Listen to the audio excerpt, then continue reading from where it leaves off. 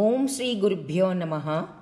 కాంతికిరణాలు channel ద్వారా కొంపెల్ల శకుంతల అయినటువంటి నా యొక్క నమస్కారములు భగవత్ స్వరూపులైన ప్రతి ఒక్కరికి కూడా తెలియజేసుకుంటున్నాను.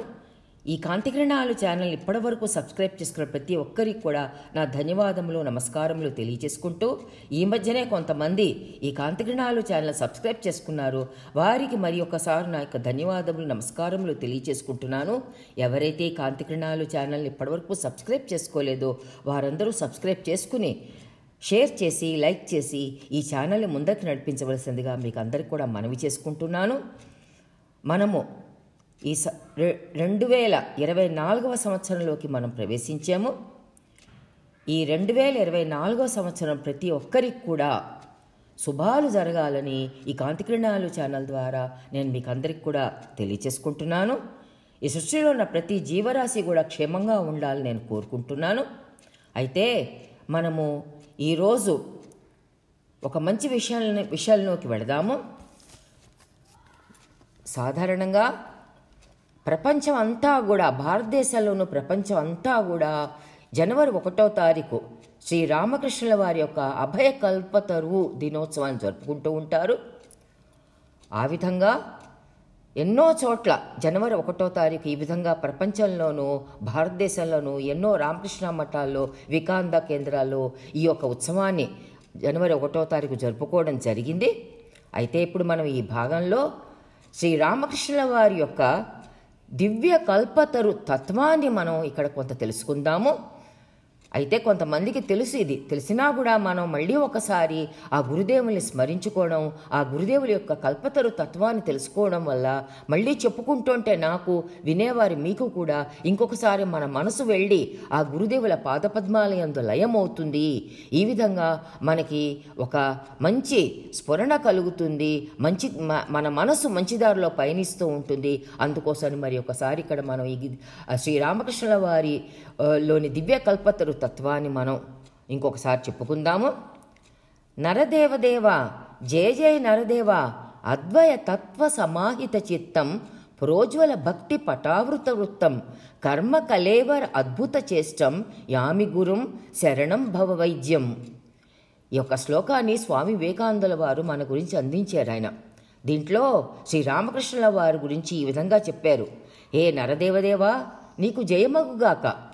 ఎవరి చిత్తం సదా అద్వయ బ్రహ్మంలో సమాహితమై సుప్రతిష్టమై ఉంటుందో, ఎవరి ఘనీభావ జ్ఞానదేహం భక్తి అనే వస్త్రంతో ఆచ్ఛాదితమో, ఎవరి కర్మలీలలు మహా అద్భుతాలో ఆ యొక్క భవవైద్యుని, ఆ సద్గురుని మనమందరం కూడా శరణు పొందుతాము అని ఈ విధంగా స్వామి వివేకానందుల వారు ఈ యొక్క శ్లోకాన్ని మనకు అందించారు. దీంట్లో ఈ శ్లోకంలో భగవాన్ శ్రీరామకృష్ణుల వారి యొక్క దివ్యత్వాన్ని, సమస్త మూర్తిమత్వాన్ని ఈ స్తోత్రంలో ఆయన మనకి గుదిగుచ్చి ఇచ్చారు అని మనం తెలుసుకోవాలి. గురుదేవులకి 1885వ సంవత్సరంలో గొంతులో ఒక వ్రణం వస్తుంది, పుండు పుడుతుంది. ఆ పుండు వల్ల ఆయన ఎంతో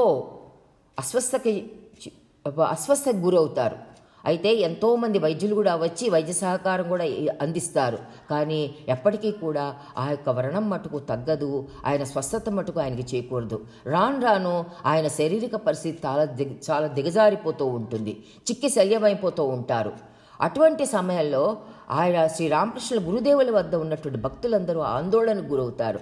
ఆందోళనకు గురి అయ్యి, అయ్యో మన చికిత్స అందిస్తున్నా కూడా మన గురుదేవులకి ఈ యొక్క ఆయనకు ఉన్నటువంటి శారీరక అవస్థ నుంచి మనం దూరం చేయలేకపోతున్నాము అని వాళ్ళు ఇలా బాధపడుతూ వాళ్ళు ఏమనుకుంటారంటే, ఈ యొక్క గురుదేవులకి స్థల మార్పిడి కనుక చేస్తే కనుక ఏవైనా ఆయన యొక్క ఆరోగ్యం ఏమైనా స్థిమితపడుతుందేమో అని ఒక ఆలోచన వాళ్ళకి కలుగుతుంది.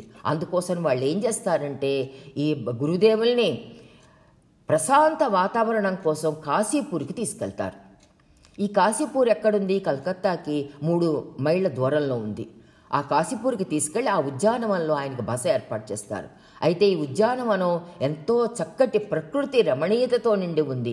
అది చాలా అక్కడ కాలుష్యరహిత వాతావరణం కూడా ఉంది. దానివల్ల వారి అందరి యొక్క ఆశ ఏమిటంటే గురుదేవులకి స్వస్థత చేకూరుతుందేమో అని ఒక ఆశతోటి ఆ యొక్క ప్రశాంతమైన వాతావరణం, ఆహ్లాదకరమైన వాతావరణం, అన్ని పచ్చని చెట్లతోటి, పువ్వులతోటి, కాయలతోటి, పక్షులకు కిలకిల రావాలతోటి నిండినటువంటి అటువంటి వాతావరణంలో ఆయనకి బస చేసి అక్కడ కాశీపూర్లో ఆయనకి నివాసం ఏర్పాటు చేస్తారు. అయితే ఇక్కడ మనం కాశీపూర్ గురించి కొంత మనం ఇక్కడ తెలుసుకోవాలి. దీనికి ఒక ప్రత్యేకత కూడా ఉంది కాశీపూర్కి. ఆ ప్రత్యేకత ఏమిటి? ఈ కాశీపూర్లోనే భవిష్యత్ రామకృష్ణ సన్యాస సంఘం బీజప్రాయంగా రూపుదిద్దుకుందని మనం తెలుసుకోవాలి. భవిష్యత్తులో ఏర్పడబోయేటటువంటి రామకృష్ణ సన్యాస సంఘం ఇక్కడ బీజప్రాయంగా రూపుదిద్దుకుంది. అది కాకుండా ఈ కాశీపూర్లో తమ అంతరంగిక శిష్యులందరినీ కూడా శారదాదేవితోటి కలిసిమెలిసి ఉండేటట్లుగా శ్రీ రామకృష్ణుల వారు తీర్చిదిద్దారు. అది కాకుండా ముఖ్యంగా ఇక్కడ కాశీపూర్లోనే ఆ తల్లిని అంటే శారదామాతని తమ నిష్క్రమణ తర్వాత ఆమె చేయవలసిన పనులన్నీ కూడా ఆమెకు అప్పగించి తన అవతార పరిపూర్ణ ప్రయోజన సిద్ధికి ఆమెని సమాయత్తపరిచారు ఈ కాశీపూర్లోనే. అది కాకుండా ఆ రోజుల్లో నరేంద్రుడికి కుటుంబ పరిస్థితి చాలా వెనకబడి ఉంది. ఆయన ఎన్నో కష్టాలు పడుతున్నారు కుటుంబాన్ని పోషించడం గురించి. అది కాకుండా నరేంద్రుడు న్యాయవాద విద్యను కూడా అభ్యసిస్తున్న రోజులవి. కాకపోతే అప్పుడు నరేంద్రుడు ఏం చేస్తాడంటే వాటినన్నిటినీ వదిలేసి గురుదేవుల పాదాల మీద వాలిపోతారు. ఈ కాశీపూర్లోనే శ్రీ నరేంద్రుల వారు ఈ గురుదేవుల పాదాల మీద వాలిపోయి తనకి అభ్యసించే న్యాయవాద విద్యను వదిలేస్తారు, కుటుంబాన్ని కూడా వదిలేసి అన్నీ వదిలేసి గురుదేవుల పాదాలకు సర్వస్వ శరణాగతి ఇక్కడ ఈ కాశీపూర్లోనే. అది కాకుండా ఈ కాశీపూర్లోనే శ్రీరామకృష్ణుల వారు తన శిష్య బృందానికి అందరికీ కూడా నీ నరేంద్రుణ్ణి నాయకుడిగా తీర్చిదిద్దబడింది కూడా ఇక్కడే అన్నమాట. అయితే లోకహితం కోసం గురుదేవులు తమలో అభివ్యక్తమవుతున్న దివ్య శక్తిని అంతటినీ కూడా నరేంద్రులో ఆయన ఆవహింపచేస్తారన్నమాట. తనలో ఉన్నటువంటి దివ్యశక్తిని ఆ నరేంద్రులో ప్రవేశింపచేస్తారు. ఎందుకంటే రాబోయే కాలంలో ఈ నరేంద్రుడు ఈ భక్తులందరినీ కాపాడి ప్రపంచాన్ని కాపాడాలని, మంచి సందేశాన్ని భక్తుల చేత తీసుకెళ్లాలని, ఆ దివ్యత్వం గురించి తెలియచేయాలని ఈ విధంగా తనలో ఉన్నటువంటి దివ్యశక్తిని నరేంద్రులో ప్రవేశింపచేసింది ఈ కాశీపూర్లోనే. అయితే ఈ విధంగా చక్కటి విశేషాలన్నమాట కాశీపూర్లో ముఖ్యమైన సంఘటనలన్నీ చోటు చేసుకున్నాయి. అయితే గురుదేవులు శ్రీరామకృష్ణ వారు మహా అద్భుత కర్మలీలలో ఎన్నో అద్భుత కర్మలీలలు చేశారు శ్రీరామకృష్ణ వారు. అటువంటి అద్భుత కర్మలీలలో ఒకటి ఆయన చేసిన కర్మలీల అభయప్రదాన లీల, ఆత్మ వ్యక్తీకరణ లీల అని మనం తెలుసుకోవాలి. ఈ అభయప్రదాన ఆత్మ వ్యక్తీకరణ లీల 1886 జనవరి 1వ తేదీని ఆయన ప్రదర్శించడం జరిగింది. 1886 జనవరి 1వ తేదీని గురుదేవులకి కాస్త స్వస్థ చిక్కినట్టుగా ఆయన కనిపిస్తుంది, కొంత ఆరోగ్యంగా ఉన్నట్టుగా ఆయన కనిపిస్తుంది. అప్పుడు ఆయన ఏం చేస్తారంటే తన ఉన్న బస నుంచి మధ్యాహ్నం 3 గంటలకి తన బస నుంచి కిందకి వచ్చి ఆ యొక్క ఉద్యానవనంలో తన శిష్యులందరూ కూర్చున్న చోటుకు వచ్చి వారి చెంతకి భక్తులందరినీ చూస్తారన్నమాట. చూసి ఆయన ఆ భక్తులు చూడగానే ఎంతో ఆనంద పారవస్యానికి లోనవుతారు, ఆనందిస్తారు. అప్పుడు ఆ భక్తులు కూడా ఈ యొక్క రామకృష్ణుల వారు అనుకోకుండా తమ చెంతకి రావడం చూసేసరికి వాళ్ళు కూడా చాలా ఆశ్చర్యపోతారు. అంత అస్వస్థతో ఉన్న మనిషి ఈయన ఎలా ఇక్కడ మా దగ్గరికి వచ్చారు అని చెప్పేసి చాలా ఆనందపడిపోతారు, ఆశ్చర్యపడతారు. అయితే ఈ భక్తులందరూ ఆయన చుట్టూరా చేరిపోతారు. ఆయన పాదాల వద్ద మోకరిల్లి వారి యొక్క భక్తి ప్రపత్తులను కూడా వాళ్ళు ప్రకటించుకుంటారన్నమాట. ఆ సమయంలో గురుదేవుల వారు శ్రీరామకృష్ణ వారు ఏం చేస్తారంటే అక్కడున్న భక్తులతో ప్రసన్న వదనంతో ఈ విధంగా అంటారు, మీ అందరిలో నేను ఇప్పుడు ఆధ్యాత్మిక చైతన్యం జాగృతి చేస్తాను అని అందరికీ కూడా వాళ్ళందరిలో ఆధ్యాత్మిక చైతన్యం జాగృతి కలుగుగాక అని వారందరినీ కూడా అక్కడున్న వారందరినీ కూడా ఆశీర్వదిస్తారన్నమాట. ఈ విధంగా ఆయన ఆశీర్వచనం అక్కడ శిష్యులకి ఆ రోజు అందిస్తారు. అప్పుడు అక్కడున్న వారందరూ శ్రీరామకృష్ణుల వారిలో అపార కృపాశక్తి, ప్రేమశక్తి, ఉద్ధారక శక్తి, అనుగ్రహ శక్తి ఇవన్నీ కూడా చూస్తారు. ఆయనలో ఉన్నటువంటి ఇటువంటి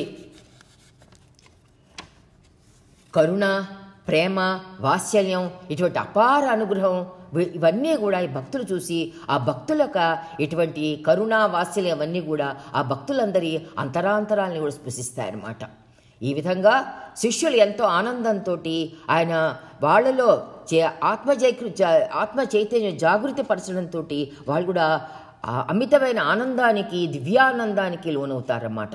దివ్యానందకి లోనవుతారు. అయితే ఈ గురుదేవుల చరిత్రను కనుక మనం ముందరి నుంచి పరికించి చూస్తే అక్కడ మనం కొంత అర్థం చేసుకోవాల్సింది ఏమిటంటే ఈ ఈ యొక్క అపూర్వ ఆధ్యాత్మిక శక్తులు ఆ ఒక్కరోజు ఆయన జీవితంలో జరగలేదు. ఇటువంటి ఆధ్యాత్మిక శక్తులు ఆయన జీవితంలో ఎన్నోసార్లు భక్తులందు ప్రదర్శిస్తూనే ఉన్నారు. కాకపోతే ఈ జనవరి 1వ తారీఖు జరిగినటువంటి ఇటువంటి అద్భుత లీల, ఇటువంటి అభయ ప్రధాన లీల, ఆత్మ వ్యక్తీకరణ లీల, ఇది మట్టుకు ఆ రోజు పరాకాష్ఠ అందుకుంది అని మనం తెలుసుకోవాలన్నమాట. ఇదే ఆయనలో ఉన్నటువంటి కల్పతరు తత్వాలు. అయితే ఈ విధంగా ఆయన అభయం ఇచ్చి వాళ్ళల్లో ఆ భక్తులందరిలో కూడా ఆత్మ చైతన్యాన్ని మేల్కొల్పుతారు, జాగృతం చేస్తారన్నమాట. అయితే ఇక్కడ మనం ఒక విషయం కూడా మనం తెలుసుకోవాలి. శ్రీ రామకృష్ణుల వారు ఎవరో కాదు, ఆయన అవతారమూర్తి. శ్రీకృష్ణ భగవానుడే ఈ శ్రీరామకృష్ణుల వారుగా అవతరించారని మనకి తెలుసుకోవాలి. కలియుగంలో ఈ విధంగా శ్రీకృష్ణ భగవానుడే శ్రీరామకృష్ణుల వారుగా అవతరించారని మనం తెలుసుకోవాలి. ఎందుకోసం అంటే మనం భగవద్గీతలో ఒక శ్లోకం చూడొచ్చు. భగవద్గీతలో కృష్ణ భగవానుడు మనకు ఒక శ్లోకాన్ని అందించారు. అది 4వ అధ్యాయంలో 9వ శ్లోకం. జన్మ కర్మ చ మే దివ్యం ఏవం యో వేత్తి తత్వతః త్యక్త్వా దేహం పునర్జన్మ నైతి మామేతి సోర్జున. జన్మ కర్మ చ మే దివ్యం మేవం యో వేత్తి తత్వతః త్యక్త్వా దేహం పునర్జన్మ నైతి మామేతి సోర్జున అని ఈ యొక్క శ్లోకాన్ని మనకు అందించారు. ఇక్కడ భగవంతుడైన శ్రీకృష్ణ భగవానుడు ఏమంటున్నాడంటే, అర్జున, నా జన్మము కానీ నా కర్మలు కానీ ఇవన్నీ కూడా దివ్యమైనవి. భగవంతుడు చేసే కర్మలు ఏమిటి? మన లీలలు అనాలి, కర్మలు అనకూడదు. మనం చేసేవన్నీ కర్మలు, భగవంతుడు చేసేవన్నీ లీలలు. ఇవన్నీ కూడా ఎంతో దివ్యమైనవి ఇవన్నీ కూడా అని మనం తెలుసుకోవాలి.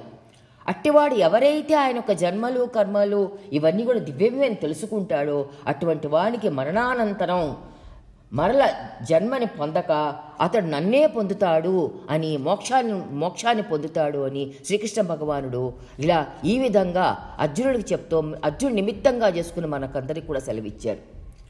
అయితే ఇక్కడ ఒక విషయం, ఇక్కడ ఈ శ్లోకాన్ని మనం ఒక ఉపనిషత్తు వాక్యంతో కూడా మనం అనుసంధానం చేసుకోవచ్చు. ఉపనిషత్తులో మనకి ఒక వాక్యం ఉంది, బ్రహ్మవిద్ బ్రహ్మైవ భవతి అనేటువంటి ఒక వాక్యం ఉంది. అంటే బ్రహ్మము తెలుసుకున్నవాడు బ్రహ్మమే అగుచున్నాడు అని ఉపనిషత్తు వాక్యం ఒక సారాంశం. అంటే ఈ శ్లోకాన్ని చూస్తే మనం ఏమర్థం చేసుకోవాలి? భగవంతుడు యొక్క దివ్యమైనటువంటి జన్మము కర్మము ఇవన్నీ కూడా ఇటువంటి భగవంతుడి యొక్క లీలలు ఎవరైతే తెలుసుకుంటారో, ఎవరైతే భక్తి పారవస్యంతో వారి అందే భగవంతుడి అందే దత్తచిత్తుడై భగవద్ధ్యాన నిరతుడై ఉంటాడో అటువంటి వాడు పరమాత్మనే పొందుతాడు అని ఇక్కడ తెలియచేస్తున్నారు అన్నమాట. అంటే మనము ఇటువంటి దైవ యందు ఇటువంటి గురువుల యందు మనము దత్తచిత్తంతో భగవద్ధ్యాన నిరతంతో మన యొక్క మనస్సుని ఆ యొక్క భగవంతుడి యొక్క పాదపద్మాల యందు మనం నిలిపినట్లయితే కనుక ఆ ధ్యానంలో మన మనస్సు అక్కడ లయమైతే కనుక ఈ జన్మలోనే మనకందరికి కూడా ఆ పరమాత్మని పొందొచ్చు. అంటే ఇక్కడ జన్మాంతరం అని చెప్పినా కూడా బతికుండగానే కూడా మనకి ఈ యొక్క విముక్తి అంటే ఏమిటి, ఈ యొక్క జీవన్ముక్తి మనకు కలగచ్చు అనమాట. ఇది చచ్చిపోయిన తర్వాతే అక్కడ మరణాంతరమే అక్కర్లేదు, బతికుండా కూడా మనం మనం ఈ విధంగా భగవంతుడి ధ్యానంలో ఉంటూ ఈ గురువులని ఈ యొక్క రామకృష్ణుల వారి తత్వాన్ని మనం తెలుసుకుంటూ ఈ యొక్క కృష్ణ భగవాన్ చెప్పిన విషయాన్ని తెలుసుకుంటూ ఈ విధంగా మన యొక్క మనస్సుని దత్తచిత్తులై ఆ భగవంతుడి ధ్యానంలో నిర్మలమైన మనస్సుతోటి వారి అందే మనం నిలిపినట్లయితే కనుక మనకి ఈ జన్మలోనే మనకి ముక్తి లభిస్తుంది అని చెప్పేసి మనం బ్రహ్మాన్ని పొందొచ్చు అని ఈ విధంగా ఉపనిషత్ వాక్యం చెప్పినట్టు బ్రహ్మవిద్ బ్రహ్మైవ భవతి.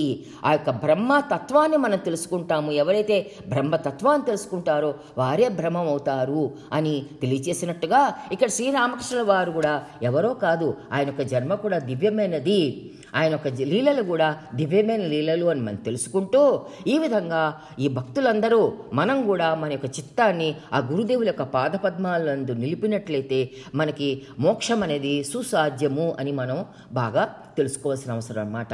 అందుకోసమే ఆ రోజు నుంచి అంటే జనవరి 1వ తేదీ నుంచి ఈ రోజు వరకు కూడా జనవరి 1వ తారీఖు కల్పతరు దినోత్సవంగా ప్రపంచ వ్యాప్తంగా రామకృష్ణ మఠాల్లో అన్ని చోట్ల కూడా అత్యంత భక్తి శ్రద్ధలతో గొప్ప వేడుగా ఈ యొక్క పండుగను జరుపుకుంటున్నారు అన్నమాట. అయితే ఇక్కడ శ్రీరామకృష్ణుల వారు ఇంకొకటి చెప్తారు, ఒక బాటసారి కథ చెప్తారు. ఇది అందరికీ తెలిసిందే. అదేమిటది? ఒక బాటసారి అడవిలో నడుచుకుంటూ వెళ్ళిపోతూ ఉంటాడు. ఒక పని ఉంటుంది, తన గ్రామం నుంచి ఇంకో గ్రామానికి వెళ్ళాలి. వెళ్తే మధ్యలో ఆ పెద్ద అడవి వస్తుంది. అయితే ఆ అడవిని దాటందే తనకు కావలసిన గ్రామానికి చేరుకోలేడు.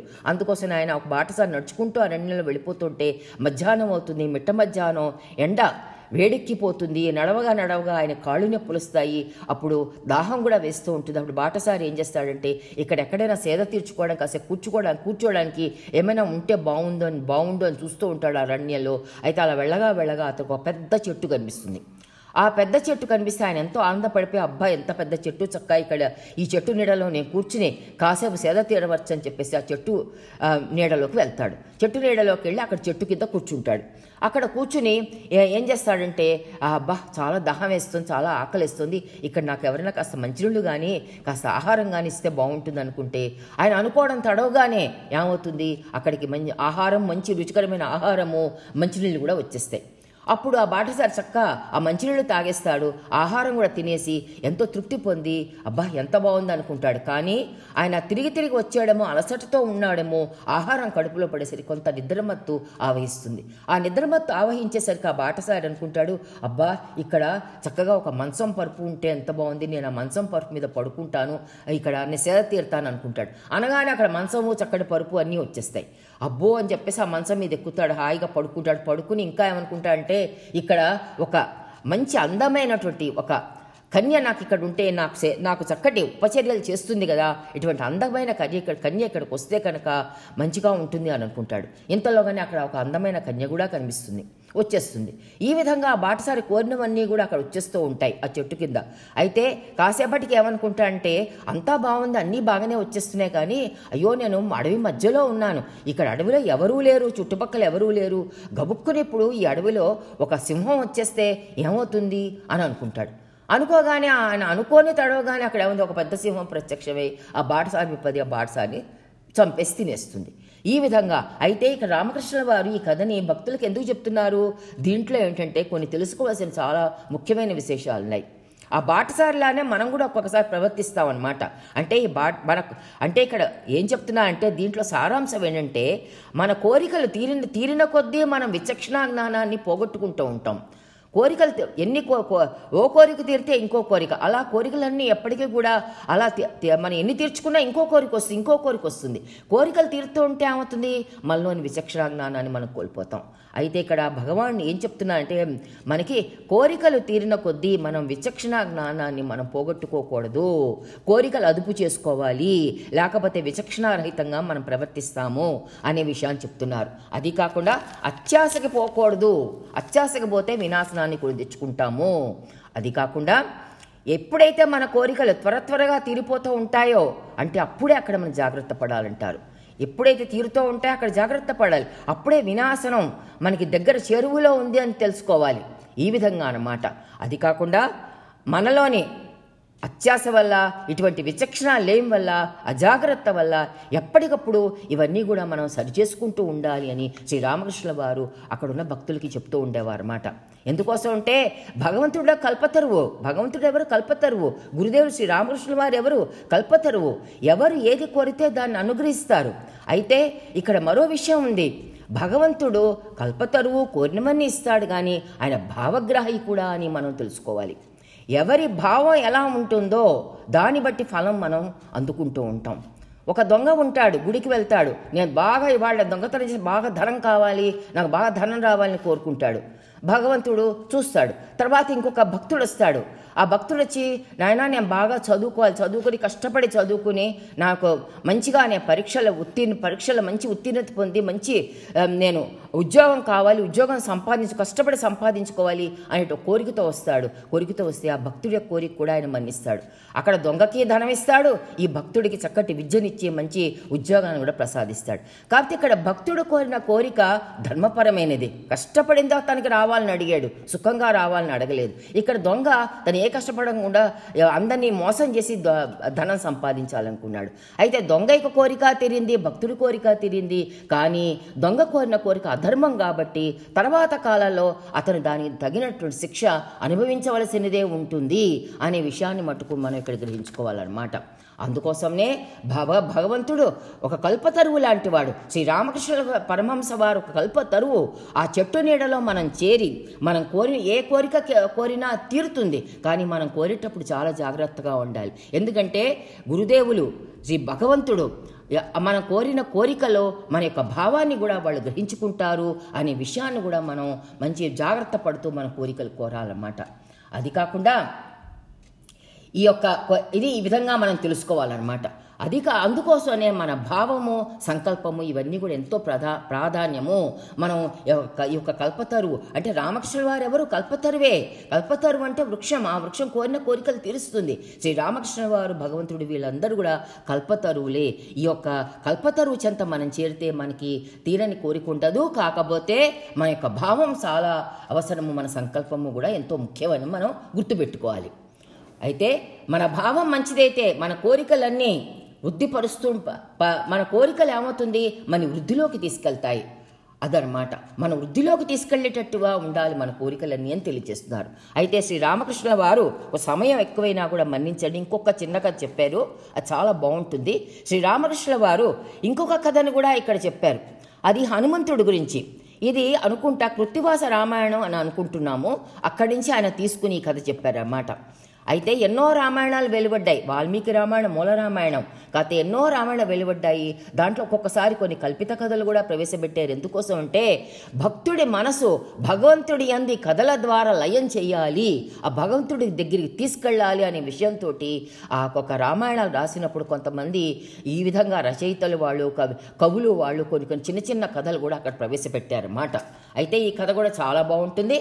అదేంటంటే హనుమంతుడు లంకలోకి వెళ్ళినప్పుడు అక్కడ ఆయనకి తెలుస్తుంది ఒక స్ఫటిక స్తంభంలో రావణాసురుడు బ్రహ్మాస్త్రాన్ని దాచిపెట్టాడు అనే విషయం లంకలో హనుమంతుడు ఉన్నప్పుడు ఆయనకు తెలుస్తుంది. తెలిసి ఎలాగైనా సరే హనుమంతుడు ఆ బ్రహ్మాస్త్రాన్ని తీసేసుకోవాలి, ఆయన దగ్గర నుంచి లాగేసుకోవాలి. ఎందుకంటే అది బ్రహ్మాస్త్రం వినాశనాన్ని చేకూరుస్తుంది. అందుకోసని ఆ రావణాసురుడి దగ్గర బ్రహ్మాస్త్రాన్ని ఎలాగైనా సరే తీసేసుకోవాలనుకుంటాడు. తీసేసుకోవాలనుకుని వెతికి మొత్తానికి ఆ స్ఫటిక స్తంభాన్ని కనిపెట్టి ఆ స్ఫటిక స్తంభాన్ని వెరక్కొట్టేసి దాంట్లో ఉన్న బ్రహ్మాస్త్రాన్ని ఈ యొక్క హనుమంతుడు తీసేసుకున్నప్పుడు అక్కడికి ఏమవుతుంది, ఆయన పని చేస్తుంటే మండోదరి వస్తుంది. రావణాసుడి యొక్క భార్య మండోదరి అక్కడికి వస్తుంది. మండోదరి చూసి ఏం చేస్తుంది, అయ్యో బ్రహ్మాస్త్రాన్ని దొంగలించుకుపోతున్నాడు, ఎలాగైనా సరే బ్రహ్మాస్త్రాన్ని మనం మళ్ళీ పొందాలి అనుకుని అప్పుడు మండోదరికి హనుమంతుడి యొక్క దివ్యతత్వం అంతగా తెలియదు. శివుడి అవతారమే హనుమంతుడు, ఆయన దివ్యత్వం ఏమిటో మండోదరికి కొంత తెలియక ఆమె ఏమనుకుంటుంది, ఈ మామూలు కోతి ఇది అనుకుని ఏం చేస్తుంది, ఎలాగైనా సరే ఈ యొక్క కోతిని మభ్యపెట్టాలని ఆమె ఎన్నెన్నో విన్యాసాలు చేస్తూ ఉంటుంది. అయితే ఎన్ని విన్యాసాలు చేసినా కూడా ఈ యొక్క హనుమంతుడు ఆమె విన్యాసాలకి లొంగడు, ఆమె చేసే జుత్తులకు కూడా లొంగడు. ఆయన అది కాకుండా అప్పుడు ఏం చేస్తుందంటే, ఈయన ఎన్ని చేసినా లొంగటం లేదు, ఆ బ్రహ్మాస్త్రాన్ని ఇవ్వట్లేదని చెప్పేసి అనుకుంటుంది. కోతి కదా, కోతి ఫలాలు ఇస్తే చక్కగా లొంగుతుందని చక్కటి ఫలాలు తెచ్చి ఆ కోతి ముందర వేసేసరికి అయినా కూడా హనుమంతుడు ఆ పళ్ళదేవు జోలికి వెళ్ళడు. ఇలా ఎందుకోసం వెళ్ళాడు హనుమంతుడికి ధనం అక్కర్లేదు, గౌరవం అక్కర్లేదు, దేహ సుఖాలు ఇవన్నీ అక్కర్లేదు. ఆయనకు ఒకటే లక్ష్యం, ఆయనకి ఏం కావాలి, రాముడు ఒక్కడే కావాలి. ఎల్లవెల్లా ఆయనకి రాముని స్మరణే కావాలి. అందుకోసమే రాముడే ఆయన యొక్క కల్పతరువు. రాముడే ఆయనకు కల్పతరువు అని. ఈ విధంగా హనుమంతుడు అటువంటి నిరంతర ధ్యాసలో రాముని యందు ధ్యాసలో ఉన్నవాడికి ఇవన్నీ ఎందుకు కావాలి, ఫలాలు ఇవన్నీ ఏమక్కర్లేదు. అప్పుడు హనుమంతుడు మండోదరితో అంటాడు, నువ్వు ఎన్ని ఫలాలు ఇచ్చినా నాకేం అవసరం లేదు, నాకు రాముడనే కల్పతరువు నా హృదయంలో తిష్టవేసుకొని కూర్చున్నాడు, ఆయన కల్పతరువు చెంత నీడలో నేను ఉన్నప్పుడు నాకు కావలసినవన్నీ రాముడే చూసుకుంటాడు, నువ్వు ఇచ్చే ఫలాలతో నాకేం పని లేదు అని. ఈ విధంగా ఆయన ఏం చేస్తాడంటే ఒక చిన్నటి పద్యాన్ని ఈ మండోదరితో చెప్తాడు. ఫలముకేమి కొదువ నాకు జన్మఫలమే ఉండా, ఫలముకేమి కొదువ నాకు జన్మఫలమే ఉండా, మోక్ష ఫలములొసగు రామవృక్షముండ హృదయమందు, రామ కల్పతరువు మూల కూరుచుండి ఉండినాను, కోరుకొన్న ఫలమేదైనా చేరి కోసుకొందునందు అన్నాడు. ఇంకొకసారి చెప్తాను. ఫలముకేమి కొదువ నాకు జన్మఫలమే ఉండా, మోక్ష ఫలములొసగు రామవృక్షం ఉండ హృదయమందు, రామ కల్పతరువు మూల కూరుచుండి ఉండినాను, కోరుకొన్న ఫలమేదైనా చేరి కోసుకొందు అన్నాడు. ఈ విధంగా అన్నమాట. అంటే ఏమిటి, రాముడు హనుమంతుడి యొక్క హృదయం పరిపూర్ణతతో నిండిపోయింది, రామచింతనలోనే ఉంది, ఆయన పూర్తిగా పరిపూర్ణ స్థితిని పొంది ఉన్నారు. నాకు ఇవన్నీ అక్కర్లేదు, రాముడనే ఫలం నా దగ్గర ఉన్నప్పుడు నాకు ఈ ఫలాలతో పరే ఉంది, నేను రాముడనే కల్పవృక్ష నీడలో నేనున్నాను, ఉన్నప్పుడు రాముడే నా యొక్క విషయాల్ని చూసుకుంటాడు అని ఈ విధంగా ఆమెకి తెలియచేస్తాడనమాట. అంటే ఈ యొక్క కథ ద్వారా మనం ఏం తెలుసుకోవాలంటే, మనం ఇటువంటి కల్పవృక్షము అయినటువంటి శ్రీ గురుదేవ్ రామకృష్ణుల వారు మనం ఆశ్రయించినట్లయితే కనుక, ఈ కల్పవృక్షాల చెంత మనం చేరినట్లయితే కనుక, ఎటువంటి ఇష్టదైవమైనా కానివ్వండి, మీ ఇష్టదైవం ఏమైనా కావండి, రాముడు అవ్వండి, కృష్ణుడు అవ్వండి, ఒక రమణ మహర్షి అవ్వండి, ఒక షిరిడి బాబా అవ్వండి, ఒక శ్రీ రామకృష్ణుల వారు అవ్వండి, ఏదైనా కానీ శ్రీ శ్రీ శ్రీ చంద్రశేఖర పరమాచార్య స్వామి వారు కానివ్వండి, అటువంటి వీళ్ళందరూ కూడా ఏంటంటే కల్పతరువులు. ఈ కల్పతరువుకి చెంత మనం చేరినట్లయితే, మనం ఆ యొక్క కల్పతరువుని మన హృదయంలో ప్రతిష్ఠితం చేసుకున్నట్లయితే, అప్పుడు మన యొక్క కోరికలు కానీ మనలో ఉన్నటువంటి ఏ భావమైనా కూడా భగవంతుడు అర్థం చేసుకుని మన మంచికి, మన శ్రేయస్సుకి ఏది కావాలో అది భగవంతుడు ప్రసాదిస్తూనే ఉంటాడు. అందుకోసం మనం చేయవలసిన పనుల్లా కూడా ఈ యొక్క 2024 నుంచి మనం చేయవలసిన పనుల్లా కూడా మన యొక్క ధ్యానం, మన హృదయంలో ఇటువంటి కల్పతరువుని మనం ప్రతిష్ఠించుకుందాం. మన ఇష్టదైవం అనే కల్పతరువుని ప్రతిష్ఠించుకుందాము. ఆ కల్పతరువు నీడలో మనమందరము చక్కగా మన యొక్క కార్యక్రమాలన్నీ చేసుకుందాము. ఆ యొక్క కల్పతరువు అయినటువంటి ఆ యొక్క భగవంతుడే మనకి శ్రేయస్సు కూర్చేటువంటి ఆయనే ఇస్తాడు అనే పూర్తి నమ్మకము విశ్వాసంతో ముందరికెళ్తే తప్పకుండా అందరికీ మంచే జరుగుతుంది అని మన ఈ విషయాన్ని మీ ముందర నేను తెలియజేసుకుంటున్నాను, మీ ముందర నేను ఈ విధంగా తెలియపరుస్తున్నాను అని చెప్పుకుంటూ, మీ అందరూ కూడా నాకు ఇటువంటి అవకాశం ఇచ్చినందుకు ఎన్నో ధన్యవాదాలు తెలియజేసుకుంటూ, సర్వే భవంతు సుఖినః, సర్వే సంతు నిరామయాః, సర్వే భద్రాణి పశ్యంతు, మా కశ్చిద్ దుఃఖభాగ్ భవేత్. ఓం శాంతి శాంతి శాంతి.